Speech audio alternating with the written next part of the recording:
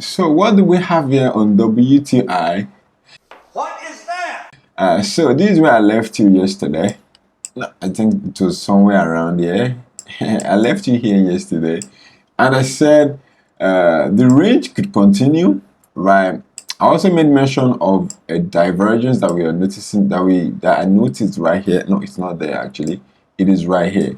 I said the range could continue, or we could see what we could see a breakout of this resistance. And what are we seeing currently?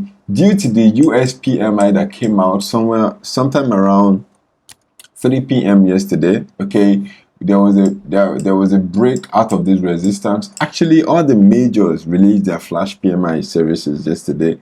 Okay, we have euro, we have pound, and we have US.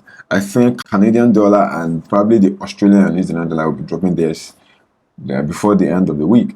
But that is not what I'm able to talk about, not about the flash PMI or whatever.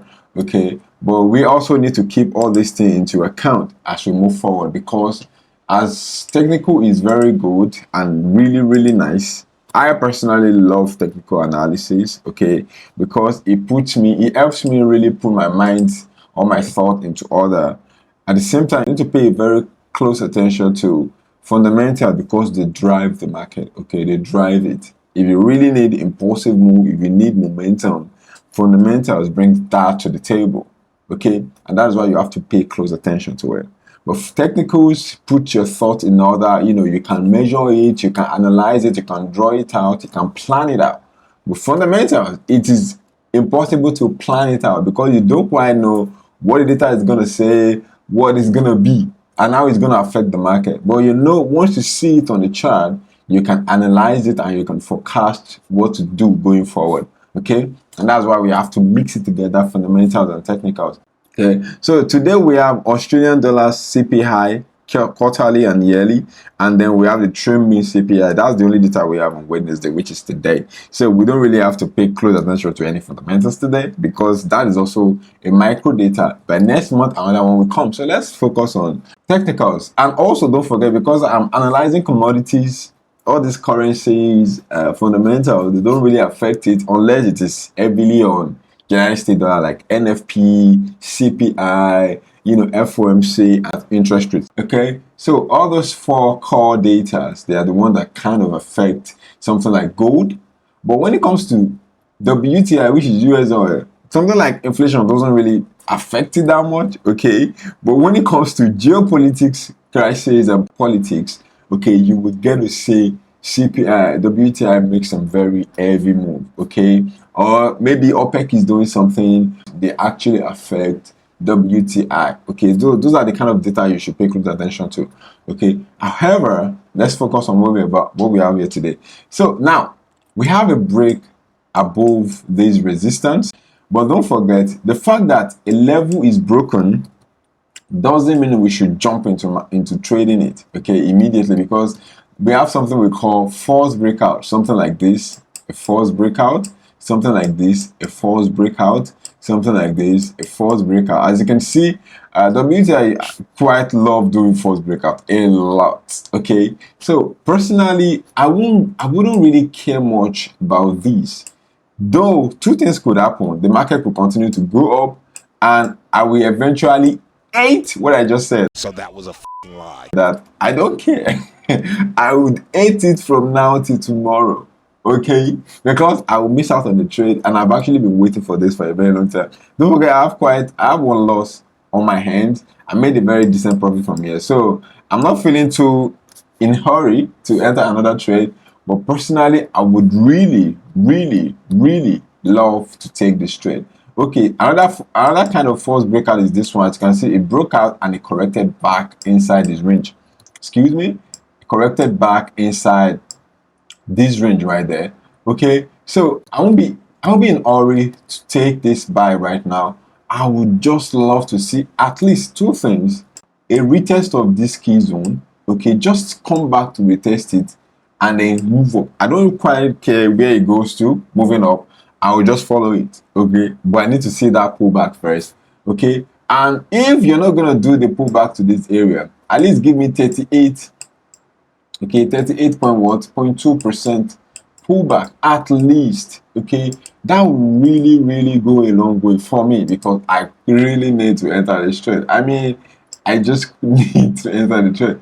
So as you can see, okay, the first one I actually drew was around 38.2, okay, which is right here. I needed to move back to maybe 82.32, or if it's going to do me a big favor, I want it around 50% and 61.8%. Oh, that would be awesome. Okay, that would be awesome. Now this is another scenario, guys. If the market comes back inside this range and we have 61.8, guys, that doesn't mean we have to jump into that trade immediately. I won't do that. Why? Because don't forget what I said the other time. First breakout, it could jump back into the range, then continue to range. Okay, so that will be you having yourself a bunch of drawdowns that you can actually avoid. So how do I plan to enter the trade? Once the market break back inside this, okay, inside the range, to probably retest 50% or 61.8 or even 38.2 as the case may be, okay, I'm going to draw something like a flag pattern like this, and I'll wait for a break of that flag pattern, and I might take the time frame a little bit down to 15-minute time frame, maybe just for 2 hours. I'm just going to stay on 15-minute time frame to see if I can get a pullback, okay, just a mild pullback. If I can see the pullback, then I'll wait for candlestick pattern. Okay, trading is very strategic. So, but you have to be articulate, you have to be very patient. Okay, some people don't really go through all these rudiments. Once you get the pullback, just buy it. If it's profit, yeah. If it's not, stop loss will catch it. Okay, and that's fine.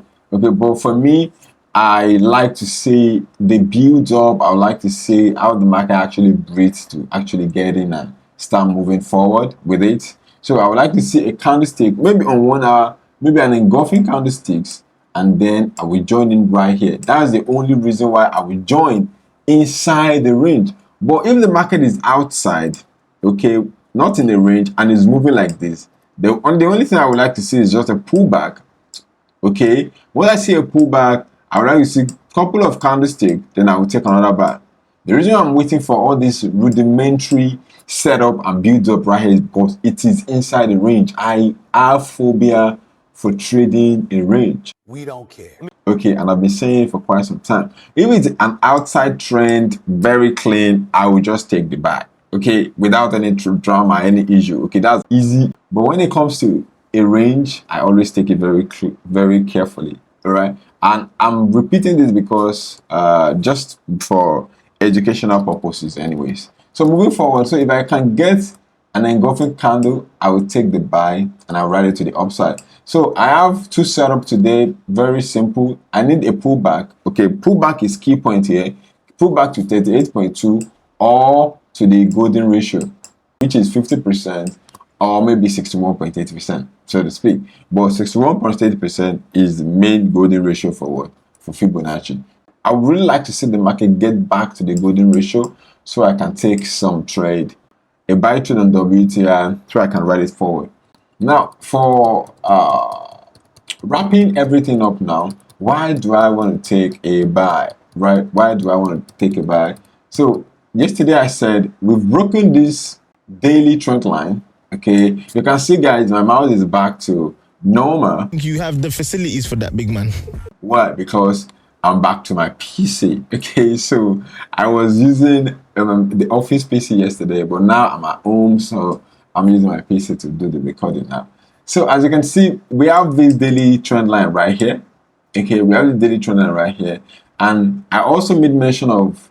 I also tried to show us the whole chart like yesterday. I mean the whole move yesterday. As you can see right here, you can see the market is still pretty bullish. Okay, so the only thing I want to do here is just to follow that already established trend. Okay, so we have this daily trend line, still stable, still strong, though it was broken right here, but the market has successfully break above where it was being trapped. Okay, so and all I need now is just a very decent pullback so I can continue to ride it all the way up. And don't forget the Middle East tension and the conflict around the around the world, technically, the Taiwan and Chinese, the Russian and Ukraine, Israel and Hamas, Israel, Palestine, Israel and Iran, Israel and Hezbollah, everything. I mean, it is just a lot. And US also trying to cap what they cap. I don't quite know. So there is an obvious tension around the world. And when there is tension around the world, commodities like gold, WTI, they kind of thrive in this kind of season. So that is why I'm also using the fundamentals idea to do or to support the claim that I have right there. So that's all, guys. I'm gonna catch you in the next video, which is gonna be on gold. Till then, have a nice one. Bye.